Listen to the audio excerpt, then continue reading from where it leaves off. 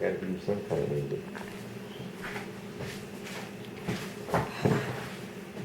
Good afternoon, Mr. Ali. Hello, Veronica. How are you? I'm fine. How are you? I'm fine. That's good. I know you had an opportunity to speak with Alan in reference to the senior IT engineer position that's available here.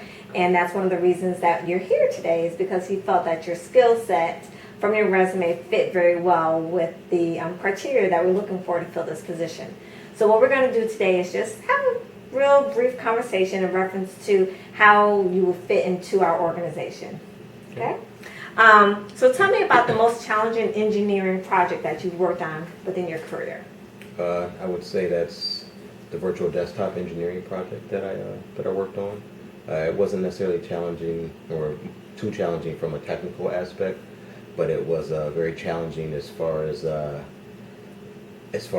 getting work done across multiple teams.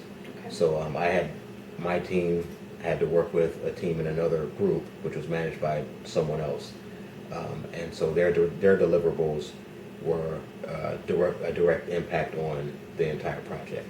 So I had to make sure that I gave them the tools and I helped them along to make sure that the entire project was a success. So it sounds like you were the lead engineer on that project. Yes, it was. Okay. So tell me about a time when someone asked you to do something that you sort of objected to. That happens quite frequently. It's my job to kind of direct and recommend technologies for my organization and different configurations or changes that may be needed. And I often am told that we don't really want to do it that way. So what I do is I say, okay, this is my recommendation. You can do it that way, but I try to caveat it and say, if you do it this way, these are the possible consequences for doing it. And so have there been situations where they did not heed your warnings for the most part and went ahead and did it their way, and then the problems that you said would arise, did they arise, and what happened with that? Yes, absolutely. That has happened before. And actually in those situations I've actually gained credibility because the outcome that I said could be expected actually did arise. So in the field of engineering, priorities change quickly. Give me an example of when that has happened and how do you handle it? Well, in our organization, we don't really have projects prioritized. I often get requests to do things and they're all the number one priority at the time. So it's, I have to often juggle multiple tasks. And so what I say is, hey, this is what I'm working on. I try to gauge beforehand whether or not I can take on another project. And if I can, no problem, I just work through it, making sure that I manage my time properly. If it's something that I'm not going to be able to accomplish, or if something else may have to fall short because I have to have this new project, I try to communicate to manager. Okay. So how do you stay abreast of new engineering technology or skills?